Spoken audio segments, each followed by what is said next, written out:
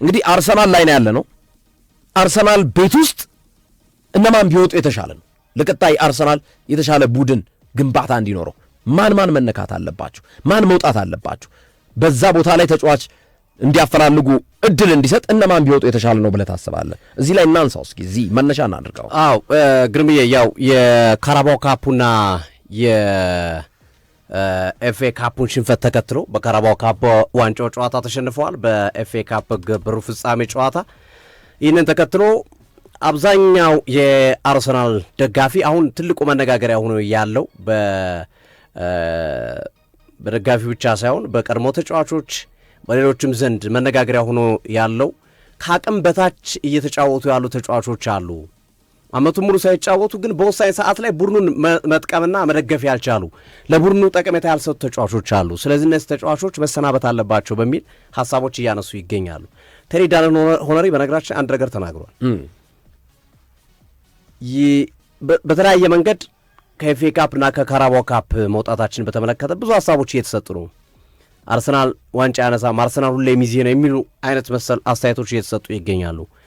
ይሄ ዲስሪስፔክት፣ ይሄን አርሰናልን የመናቅ ስሜት የሚጠናቀቀው ፕሪሚየር ሊጉን ዋንጫ በማንሳት ነው። ፕሪሚየር ሊጉን ዋንጫ ካነሳን እንዲህ አይነት ሀሳቦችና አስተያየቶች ዋጋ አይኖራቸውም። ተጫዋቾቹም ለሚካኤል አርቴታም ትልቅ ኮንፊደንስ የሚሰጥ ነው በሚል ሀሳቡን ያነሳበት ሂደት አለ። እንግዲህ አርሰናልም እንደ ክለብ እቅድ ይዞ እየሰራባቸው ያሉ ሊወጡ የሚችሉ ተጫዋቾች አሉ ተብሎ ይገመታል።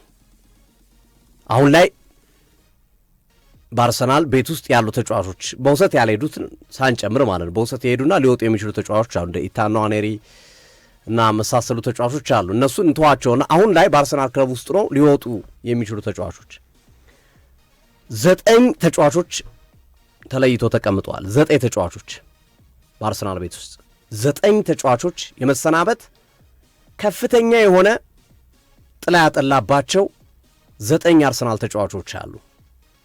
ያንኑ እንመለከታቸዋለን። ከግብ ጠባቂ ጀምረን እስከ ተከላካይ እስከ አጥቂ ድረስ ያሉ ተጫዋቾች ናቸው እነዚህ ተጫዋቾች። የመጀመሪያው ኬፓ አሪዛባላጋ ነው። ኬፓ አሪዛባላጋ ከ2 ሳምንታት በፊት ይሄ ተጫዋች ይሰናበት ብትል የአርሰናል ደጋፊዎችም ሆነ ሚካኤል አርቴታ እሺ ብሎ የሚቀበሉት እውነት አይደለም። ራሱ ፈልጎ ካልሄደ መጫወት እችላለሁ፣ አቅም አለኝ፣ በፕሪሚየር ሊጉ ቡድኖች ላይ መጫወት እፈልጋለሁ ብሎ እና እንደዚህ አይነት እድል አግኝቶ ካለቀቀ በስተቀረ ኬፓን አርሰናል በፍጹም መልቀቅ አይፈልግም ነበረ። ካሳየው አቋም አንጻር ባደረጋቸው ጨዋታዎች ላይ 1 ወይም 2 ጎል ነው የተቆጠረበት።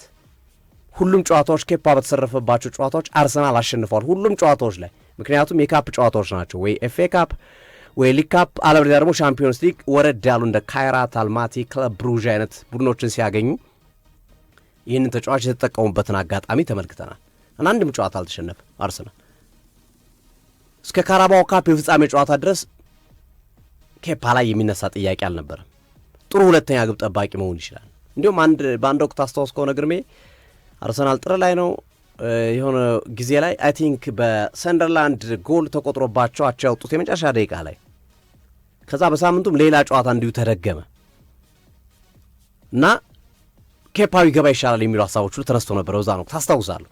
ራያ ይቀመጥ ኬፓ ይግባ፣ እንደ ታይሚንግ ስተቶች ምናምን እየሰራ ነው የሚል ነገሮች ተነስቶ ነበር። እስከዚህ ድረስ በአርሰናል ደጋፊዎች ዘንድ እምነት ነበር። አንደኛ ወጣበት ዋጋ 5 ሚሊዮን ፓውንድ ብቻ ስለነበረ ኬፓ አሪዛባላጋ ግን እያደረ እየዋለ በወሳኝ ሰዓት ላይ ግን ኬፓ አርሰናልን ከጉድ ማውጣት አልቻለም። ለዛውም በፍጻሜ ጨዋታ፣ ለዛውም ከፍ ያለ ትኩረት በሚፈለግበት ጨዋታ ላይ ለሲቲ ያችን ኳስ ስጦታ ያበረከተው እሱ ነው። ከእጁ አመለጠው፣ አየር ላይ ለመያዝ ሲሞክር ተቆጠረበት። ስለዚህ ከዛን ጊዜ ጀምሮ ከ2 ሳምንት በፊት የነበረው እና በጣም ሲደነቅ የነበረው ኬፓ ባለፉት 2 ሳምንታት ከፍተኛ የሆነ ጥያቄ ሲነሳበት ነው የቆየው። ኬፓ እንዲሁም በኤፍኤ ካፑ ጨዋታ ጭምር ኬፓ እንዳያሰልፉት የሚሉ ሀሳቦች ሲነሳ ነበረ። ግን ከውድድሩ ዝቅተኝነት አንጻር ወይም ከተጋጣሚ ቡድን ውረድ ከማድረግ አንጻር ነበረ ኬፓን የመረጡት። ኢቨን ኢፍ በዚህኛው ጨዋታ ላይም ኬፓ አሪዛባላጋ ቤንጃሚን ዋይት ኳሱ እንዳመለጠውና ታይሚንጉ ልክ እንዳልሆነ ሲረዳ ፈጥኖ ወደ አጥቂው ስቲዋርት መሄድ ነበረበት። ጠብቆታል። ስቲዋርት ኳሱን በደረቱ አብርዶ በእግሩ አብርዶ እስኪመታ ድረስ አልተጠጋውም፣ ምቾት አልነሳውም የሚሉ ጥያቄዎች ይነሳሉ። ቡድኑ በእግር ኳስ ሲጀምር እንደ ራያ ጥራት ያላቸው አልነበሩም። እሱ የሚጀምራቸው ኳሶች ለተቃራኒ ቡድን በተደጋጋሚ ሲደርሱ ተመልክተናቸዋል። ስለዚህ ነገር ሁሉ በሁለት ሳምንት ውስጥ እንዳልሆነ ሆነ ኬፓ ጉዳይ ማለት ነው። አሁን አርሰናሎች ከአርሰናል እንዲወጣ ከሚፈልጓቸው ተጫዋቾች መካከል በቁጥር 1 ደረጃ ወይም በዝርዝሩ ውስጥ በነገራችን ላይ በሁለት ዝርዝር ላይ የተቀመጠው አንደኛው ሲሪየስሊ ችግር ያለባቸውና መውጣት ያለባቸው ተብሎ፣ ሁለተኛው ዝርዝር ደግሞ ሊታገሷቸው የሚችሉ ግን ቢወጡም ደግሞ ይሶኬ ሊባለው የሚችሉ። በዚህኛው በሲሪየስ መውጣት አለባቸው ተብሎ ከተጠቀሱ ተጫዋቾች 6 ተጫዋቾች ናቸው የተቀመጡት። በሲሪየስ መውጣት አለባቸው የተባሉ በቃ ምንም አይነት ርኅራኄ የማያስፈልጋቸው ተብሎ ከነዛ ውስጥ አንዱ ኬፓ ነው። ስለዚህ የኬፓ ጉዳይ ከዚህ በኋላም ያበቃለት ጉዳይ ነው። ምክንያቱም ፕሪሚየር ሊግ፣ ሻምፒዮንስ ሊግ አይሰለፍም ካልተጎዳ በስተቀረ ራያ አይሰለፍም። ከዛ ሌላኛው ሁለተኛው ቤንጃሚን ዋይት ነው። ቤንጃሚን ዋይት እንደሚታወሰው ዋይት፣ ኦድጋርድና ሳካ አርሰናልን ከ2022 ጀምሮ የተሸከሙ ናቸው። ያለፈው ዓመት ላይ ብቻ ነው ቤን ዋይትም ኦድጋርድም ሳካም ጉዳትና መሰል ነገሮች እየገጠማቸው በመጠኑ ለቡድኑ ግልጋሎታቸው ቀንሶ የተመለከት ነው። ዘንድሮ ጭራሽ የቤንጃሚን ዋይት ግልጋሎት ጥሩ ነው ይመጣል ተብሎ ሲጠበቅ በቅድመ ዝግጅት ጨዋታ ላይ ጥሩ ነገር ስለተመለከትን ለቲምበር ጥሩ አጋዥ ሆኖ ይመጣል ተብሎ ሲጠበቅ ቤንጃሚን ዋይት ከጊዜ ወደ ጊዜ እየወረደ ነው የመጣው። በእርግጥ ጉዳት አለበት፣ ሲሪየስ የሆነ ጉዳት አለበት፣ የረጅም ጊዜ ጉዳት ማለት ነው። በዛ ምክንያት ተጫዋቹ ግልጋሎት እየሰጠ አይደለም። ግልጋሎት ካለመስጠትም አልፎ ፊት ነው ተብሎ የገባባቸው ጨዋታዎች ላይም ተጽዕኖ በጣም የወረደው ነው እየተመለከት ነው እንገኛለን። ቤንጃሚን ዋይት አንደኛ የታይሚንግ ስህተቶች፣ የፍጥነት ችግሮች፣ የኮንሰንትሬሽን የትኩረት ችግርና መሰል ነገሮችን ቤንጃሚን ዋይት ላይና የድሮ ቤንጃሚን ዋይት አይደለም። ከዚህ በኋላም የመመለስ እድሉ ከዝቅተኛ ነው። ይሄ ተጫዋች አርሰናልን ሊያገለግል የሚችልበት እድል በቀደመው በምናውቀው ጥሩ ፐርፎርማንሱ ዝቅተኛ ስለሆነ አንደኛ ተሽጦ ገንዘብ ያስገባ፣ ሁለተኛ ደግሞ ለአርሰናልም የሚጠቅም ተጫዋች ይምጣ የሚል ሁኔታ በቦርዱም አመራሮች አካባቢ በደጋፊዎችም ዘንድ በትልቁ እየተንጸባረቀ ያለ ጉዳይ ነው። ስለዚህ ቤንጃሚን ዋይት ሁለተኛው ተጫዋች ነው። ሶስተኛው ጋብርኤል ጀሱስ ነው። ጋብርኤል ጀሱስም ልክ እንደነ ኦድጋርድ፣ እንደነ ሳካ፣ እንደነ ቤንጃሚን ዋይት በነገራችን ላይ የሚኬል አርቴታ አብዮት አቀጣጣይ የመጀመሪያዎቹ ዚንቼኮና ጋብርኤል ጀሱስ ናቸው። ለዚህ ሊመሰገን ይገባዋል። ግን የመጀመሪያ 1 ዓመት 2 ዓመት ጥሩ እንቅስቃሴ ካረገ በኋላ ግን ጀሱስን የበላው ጅብ አልጮህ ብሏል። የለም ጋብርኤል ጀሱስ ምንም ማድረግ እየቻለ አይደለም። በእርግጥ ዘንድሮ ያው ከዓመት በላይ ከቆየበት ጉዳት ነው የመጣው። ግን ሪከቨር ማድረጊያ ረጅም ጊዜ ቆይቷል። አሁን ካገገመ ጥር ላይ ነው ያገገመው። ከዛ ወዲህ በጣም ብዙ የመጫወቻ ጊዜም አግኝተዋል፣ የልምምድ ጊዜም አግኝተዋል።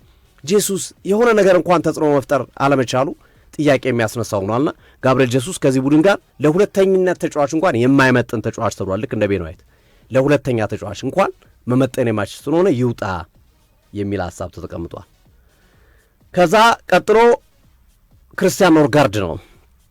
ክርስቲያን ኖርጋርድም አርሰናል ደጋፊዎች እንዲወጡ ከሚፈልጓቸው ተጫዋቾች መካከል አንዱ ሆኖ ተቀምጧል። ክርስቲያን ኖርጋርድ ለምን? ክርስቲያን ኖርጋርድ ከዕድሜው አንጻር፣ ክርስቲያን ኖርጋርድ እየተጫወተ ያለው የጨዋታ ጊዜ አንጻር ከሱ የተሻለ ተጫዋች አርሰናል ማግኘት ይኖርበታል። እንደ ሳንድሮ ቶናሊ አይነት ተጫዋቾች፣ እንደ ኤሎዮት አንደርሰን አይነት ተጫዋቾችን በማምጣት ይበልጥ የአማካይ መስመሩን ጠንካራ ማድረግ አለበት፣ የተሻለ ነገር መስራት የሚችል ተጫዋች መምጣት አለበት የሚል እሳቤ ስለሆነ ክርስቲያን ኖርጋርድ ተቀምጧል። ከዛ ቀጥሎ ካይ ሃቨርትዝ ነው አምስተኛው ተጫዋች። ካይ ሃቨርትዝ ባለፉት ጊዜያቶችም አርሰናል ዋጋ ሲያስከፍል ቆይቷል። የጠቀማቸው ጊዜያቶች እንዳሉ ነው። በተለይ በጣም ስሎፒ ነው፣ በጣም ቀዝቃዛ ነው። የአርሰናል የጨዋታ መንገድ በደንብ የገባው ተጫዋች አይመስልም። ይብን በጣም ቀዝቃዛ ነው። ኳስ ሲይዝ ለማስጣል ይቸገራል። ከሱ የሚወጡ ኳሶች፣ ከሱ ስህተት የሚነሱ ኳሶች ተደጋጋሚ ጎል ሲሆኑ ተመልክተናቸዋል። እነዚህን መሰረት ባደረገ መንገድ ካይ ሃቨርትዝን አርሰናሎች እንዲወጣ ይፈልጋሉ። ስድስተኛው ጋብርኤል ማርቲኔሊ ነው። የግራ መስመሩ እንደ ቀኝ መስመሩ ለምን ጠንካራ አልሆነም? እንደነ ማዱኬ እንደነ ሳካ አይነት ተጫዋቾች ቀይ መስመሩ ላይ የተሻለ ነው። ስቲል እነሱ ላይም ዳውት አለ፣ ግን የተሻለ ነው ቀይ መስመሩ። ግራ መስመሩ ላይ ኢምፓክታቸው የወረደ ነው። በንጽጽር ትሮሳርድ ይሻላል። ጋብሪኤል ማርቲኔሊ ባለፈውም ጨዋታ በተከታታይ በተደረጉ ጨዋታዎች ላይም እያሳየ ያለው አቋም ጥያቄ የሚያስነሳ ሆኖ እየተመለከት ነው ያለ ነው እና እዚህ ቦታ ላይ አርሰናል በእርግጥም ይፈልጋል። አምናም ሊያስፈርም ነበረ እንደ ራፋኤል ሊያው፣ አንቶኒ ጎርደን፣ ሮድሪጎ አይነት ተጫዋቾችን ገበያው ላይ ሲያይ ነበረ ካለበት የበጀት ኮንስትሬን አንጻር ተው እንጂ ማለት ነው። እነዚህ ቀደም ሲል የጠቀስኳቸው 6ቱ ተጫዋቾች አውቶማቲካሊ ከአርሰናል እንዲወጡ ይፈለጋል። የአርሰናል የዝውውር ጉዳዮችን የሚከታተሉትም ስማቸውን በሬድ ፍላግ ወይም በቀይ አስምረው ይዘዋቸዋል ቀደም ብሎ። አሁን ግን ይበልጥ ተጋለጡ። እንደው ደጋፊ እንኳን እንዳይከራከርላቸው ተጋለጡ። ኬፓም የሠራው ስህተት፣ እነ ቤን ዋይት፣ ካይ ሃቨርትዝ፣ ማርቲኔሊ፣ ጄሱስክ በጨዋታ ላይ የተሰጣቸው ጨዋታ ላይ በአግባቡ አለመጠቀም፣ የተሰጣቸውን እድል ያለመጠቀም እድል፣ ክርስቲያን ኖርጋርድም ጥሩ ቢሆንም ግን በቂ አይደለም ለሁለተኝነት ተጫዋች የሚሆን አይደለም የሚለው ጥያቄ ገፋ ብሎ እንዲነሳ ምክንያት ሆኗል። ስለዚህ እነዚህ 6 ተጫዋቾች አውቶማቲካሊ ከአርሰናል የሚሸጡበት ሂደት ይኖራል።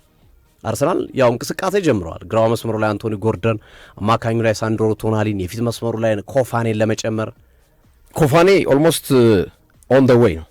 የዶርትመንዱ አጥቂ ካሜራናይ ነው ኮፋኔ። ቀይ ተከላካይ ሊቭራሜንቶን በነገራችን ላይ በካራባው ካፕ ከሲቲ ጋር ከነበራቸው የፍጻሜ ጨዋታ በፊት የኪሮንኬ ልጅ ጆሽ ኪሮንኬ ከአርቴታና ከአንድሪያ ቤርታ ጋር ተገናኝተዋል፣ ተነጋግረዋል። ቀይ መስመር ተከላካይ፣ አንድ አማካኝና የግራ መስመር አጥቂ ግዴታ እንደሆነ ተማምኖበታል። በዚህ ጉዳይ ላይ ተማምኖ ጨርሰው ምልመላቸውን የምልመላ ሰዎች እየሰሩ ነው የሚገኙት። ስለዚህ እነዚህን 6 ተጫዋቾች አሰናብተው ያንን ተጫዋቾች ማምጣትና የወጫቸውን ሂደት የመቀነስ ሀሳብ አላቸው። 3ቱና አንድ ግን አሁን ከነዚህ ሶፊ ካቀረብካቸው 6 ተጫዋቾች መካከል ማርቲኔሊና ትሮሳርድ እኩል ደረጃ የሚቀመጡ ይመስለኛል እና ከሁለቱ አንዱን የሚመርጡ ይመስለኛል አርሰናሎች። ያው ትሮሳርድ ሁለተኛ ተጫዋች ሁን ብትለው የሚቀበል ይመስለኛል። ጋብሪኤል ማርቲኔሊ ግን ሰከንድ ተጫዋች ቢሆን አይመቸውም። ሁለተኛ እሱ ብቻ ሳይሆን ትሮሳርድን ልሽጠው ብትል ገንዘብ ያወጣለን ዕድሜው ከመሄዱ የተነሳ። ጋብሪኤል ማርቲኔሊ ግን ቢያንስ የሽያጭን ሚኒመም አልተሸጠም ቢባል ግማሹን ይሸፍናል። የ100 ሚሊዮን ፓውንድ ተጫዋች ብታመጣ ማርቲኔሊ በ50 ሚሊዮን ፓውንድ ሊሸጥ የሚችል ተጫዋች ነው ከዕድሜው አንጻር። ያ ይመስለኛል ጋብሪኤል ማርቲኔሊ እንዲሸጥ ተመራጭ አደረገው። እኔ ግን ማርቲኔሊ ትሮሳርድ ላይ እርግጠኛ ነኝ ትሮሳርድ ላይ እንደሚወስኑ ጠብቃለሁ። ትሮሳርድን ከወሰንክ ገንዘብ አታገኝበትም። ትሮሳርድ ላይ ደሞዙን ብቻ ነው የምታስበው። ምንም አማራጭ የላቸውም። ትሮሳርድን ነው የሚመርጡት። ምክንያቱም የማርቲኔሊ እድሜው ገና ነው። ያን እድሜ መጠቀም ይፈልጋሉ። እኔ ደግሞ ማርቲኔሊ የሚሸጡ ገንዘብ ለማግኘት ግን አሁን እኔ ከሁለቱ አነጻጸር ብትለኝ ትሮሳርድ ቆይቶ ማርቲኔሊ ቢሸጥ እመርጣለሁ። ካላቸው አቋም ከማርቲኔሊ ብዙ ነገርም ስጠብቅ ካለው አንጻር ማለት ነው፣ እንደ አንድ ተመልካች ማለት ነው። ግን እነሱ ይህንን ይወስናሉ ብዬ ግን አልጠብቅም። ትሮሳርድን ሽጠው ማርቲኔሊ የሚያቆዩት ይመስለኛል። ከዛ ውጭ ግን በ5ቱ ግን የሚደራደሩ አይመስልም። አብዛኞቹ ምንጮች ግን ግርምዬ ከአንተ በተቃራኒ ናቸው። ማርቲኔሊን አርሰናል የመሸጥ ፍላጎት ነው ያለው ገንዘብ ለማግኘት። ለምሳሌ ሊያውን ቢያመጣ፣ አንቶኒ ጎርደንን ቢያመጣ 100-120 ሚሊዮን ፓውንድ ድረስ ሊከፍል ይችላል። ስለዚህ ያንን ገንዘብ ለማግኘት ከማርቲኔሊ ሽያጭ ላይ የተወሰነ ገንዘብ ማግኘት አለበት። አለበለዚያ ፋይናንሻል ስትራክቸራቸው ላይ ተጽዕኖ ይፈጥራል ተብሎ ስለሚታመን እንደዚህ አይነት ምንጮች ነው እየወጡ ያሉት። እንዳልከው ግን ለአርሰናል የሚጠቅመው ግን የትኛው ነው የሚለው ያው ማርቲኔሊ ከእድሜው አንጻር ሊሻሻል የሚችል ተጫዋች ሊሆን ይችላል። ትሮሳርድ ጨርሷል፣ በቃ ከዚህ በላይ የለውም። ትሮሳርድ ይህን ነው እያሳየ ነው ሊቀጥል ላይ የሚችለው። 3ቱ የአርሰናል ተጫዋቾች በቢጫ በቀይ ያሉ ወይም ቢጫ ላይ ያሉ ለመሰናበት እድል ያላቸው ግን የመቆየት ምድር ያላችሁ ተብሎ ደግሞ 3 ተጫዋቾች ተለይተዋል። አንደኛው ማይል ሊዩስ ስኬሊ ነው።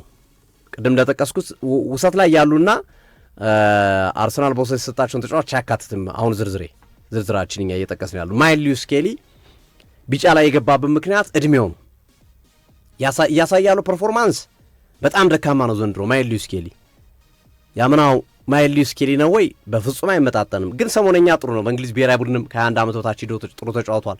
ሳውዛምፕተን በነበረው ጨዋታ ጥሩ ነበረ። አንድ ሚካኤል አርቴታ መንካት አልነበረባቸውም ማይል ሊዩስ ስኬሊን በዛ ጨዋታ ላይ። ማይል ሊዩስ ስኬሊን ከመንካት ይልቅ ካይ ሃቨርትዝን መንካት ነበረባቸው። ቤን ዋይትን መንካት ነበረባቸው። ማይል ሊዩስ ስኬሊ ጥሩ ነበር በጨዋታው ላይ። አንዳንድ የሚሰራቸው ስህተቶች ነበሩ። አንድ ስህተት ተሳስቶ ነው ወዲያ ያስወጡት። ለካይ ሃቨርትዝ መድረስ የነበረበትን ኳስ በረጅም መጥቶ ወጣ። በዛ ምክንያት አስወጡ። ጥሩ ስራ ሰርቶ ነው እንዲሁም አታሏቸው ገብቶ 3 ተጫዋቾችን ቀንሶ ገብቶ ነው እንደዛ ያደረገው እና ማይል ሊዩስ ስኬሊ በቢጫ ላይ በማስጠንቀቂያ ላይ ያለ ተጫዋች ነው።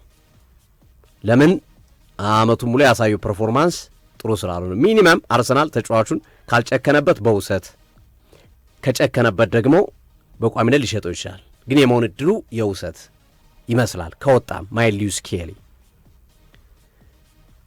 ሌላው ቢጫ ላይ ያለው ተጫዋች ማርቲን ኦድጋርድ ነው። ማርቲን ኦድጋርድ ልክ እንደ ቤን ዋይት ሁሉ ብልጭ ድርግም እያለ ያለ እንዲሁም የኦድጋርድ ጉዳይ አምበል ከመሆኑ ጋር የቡድን ወሳኝ ተጫዋች ከመሆኑ ጋር ተያይዞ ፐርፎርማንሱ መውረዱ በእርግጥ ጉዳት ነው። መጀመሪያ የትከሻ ጉዳት፣ ከዛ ቁርጭምጭሚ ጉዳት፣ ከዛ እንደገና ደግሞ የጡንቻ ጉዳት፣ የጉልበት ጉዳት፣ ያልተፈራረቀበት ጉዳት የለም ዘንድሮ። ማርቲን ኦድጋርድ ያው ጨዋታ ሲበዛብህ ብዙ ስትሰራ ብዙ ጊዜ ተጫዋቾች አቅማቸውን ሲጨርሱ የሚመጡ ናቸው እንዲህ አይነት ጉዳቶች። ዘንድሮ ግን በደንብ አርፏል። 16 ጨዋታ ነው ከ51 ጨዋታ ያከናወኑ፣ ያውም ብዙዎችን ተቀይረው እየገባ እና ኦድጋርድ እንዳንበልነቱ አይደለም እንደሚጠበቅበት ፐርፎርም እያደረገ አይደለም የሚል ጉሩምታዎች አሉ። ኦድጋርድ ላይ ጉሩምታዎች አሉ እና ኦድጋርድም 26 ዓመቱ ከመሆኑ ጋር ተያይዞ ቢሸጥ ጥሩ ገንዘብ የሚያወጣ ተጫዋች፣ ጥሩ ገንዘብ ማውጣት የሚችል ተጫዋች ነው ቢሸጥ ማርቲን ኦድጋርድ። ሶ ያንን ታሳቢ ባረገ መንገድ በቢጫ የተያዘ በማስጠንቀቂያ እሱ ከወጣ እንደ አርዳ ጉለር፣ ኬናን ይልዲዝ አይነት ተጫዋቾችን አርሰናል ለማምጣቱ ይገደዳል። ይሄ ተጫዋች የሚወጣ ከሆነ ይሄ ተጫዋች ካልወጣ ግን ሚዱ ላይ ወይ ሳንድሮ ታሎዋሊን ወይ ኢሎይት አንደርሰንን እንደዚህ አይነት ተጫዋቾችን ነው የሚጨምረው ኦድጋርድ ካልወጣ። ኦድጋርድ እና ኖርጋርድ ከወጡ ግን ሁለት አማካኝ የግድ ያስፈልገዋል። ከነዚህ ውስጥ እነ ኬናን ይልዲዝና እና አርዳ ጉለርም ሊመጡ ይችላሉ፣ እዚህ ውስጥ ሊካተቱ የሚችሉበት እድል ይኖራል። ግን አርሰናል ኦድጋርድን ቢያንስ 1 ዓመት የሚታገሰው ይመስላል። በቢጫ ማስጠንቀቂያ ውስጥ ያለ ተጫዋች ነው። ሌላው በተወሰነ መንገድ ጥያቄ የተነሳበት ያለው ኖኒ ማዱኬ ነው። ኖኒ ማዱኬ በአብዛኛው በደጋፊዎች ነው የአርሰናል የቦርድ አመራሮች ወይም የአርሰናል የመልማዮች ኖኒ ማዱኬ ላይ እምነት አላቸው ሲል በቀጣይ ዓመት ጥሩ እንደሚመጣ ይተማመናሉ። ተጫዋች ካለው ክሎት አንጻር ብዙ ነገር መስራት እንደሚችል ቢሰራበት ይስተካከላል ተብሎ ይታመናል። ደጋፊዎች ግን ማዱኬ ላይ ጥርጣሬ አላቸው። ሳካም እንደምታውቀው ግርምዬ ዘንድሮ ጥሩ አይደለም። ሳካም ወጣ ገባ እያለ ያለበት ሁኔታ አለና በዛ ረገድ መሰረት በማድረግ ማዱኬ ቢወጣና ሌላ ተተኪ ቢመጣ የተሻለ ተተኪ ቢመጣ ሳካ የሆነ ነገር እንኳን ቢያጋጥመው እሱን በደንብ የሚተካ ተጫዋች መምጣት አለበት። ማዱኬ የሳካ ምትክ ለመሆን ገና ይቀረዋል ብዙ የሚሉ አስተያየቶች ይሰጣሉና እነዚህ 9 ተጫዋቾች 6ቱ ቀይ መስመር ላይ ያሉ፣ 3ቱ ደግሞ በቢጫ ማስጠንቀቂያ ላይ ያሉ ተጫዋቾች አሉና አርሰናል እነዚህን ተጫዋቾች ለማስወጣት እየሰራ ነው ያለው። አሁን ደግሞ ከሰሞነኛው ከኤፍኤ ካፕ መውጣታቸው በሊግ ካፑ የተከናወነውን እንቅስቃሴ መሰረት በማድረግ ደግሞ ከ4ትዮሽ ዋንጫ ወደ 2ትዮሽ ዋንጫ ለመውረዳችን ምክንያቶቹ እነዚህ ተጫዋቾች ነው ብለው የአርሰናል ደጋፊዎች የተስማሙባቸው ሆኗል። ቅድሚያ ቦርዱ እነዚህን ተጫዋቾች ዝርዝር ውስጥ አስገብቶ ነበረ፣ ወይም ይሄ የቴክኒክ ኮሚቴው የዝውውር ጉዳዮችን የሚመራው ይበልጥ የሚያጠናክርና በተለይ 6ቱ የሚቀርላቸው አይመስልም። ከ6ቱ ምናልባት ካያቨርስ፣ ምናልባት ጋብርኤል ማርቲኔሊ፣ ምናልባት እነዚህ ተጫዋቾች ሊታዩ ይችላሉ። ግን ከሞላ ጎደል 6ቱ የሚቀርላቸው አይመስልም። የማይልዩስ ኬሊ፣ ኦድጋርድና የማዱኬ ጉዳይ ግን በተወሰነ መንገድ ጊዜ ሊሰጠው የሚችል ጉዳይ ይሆናል ብዬ አስባለሁ። ቢያንስ 1 ዓመት እድል ሊሰጧቸው ይችላሉ።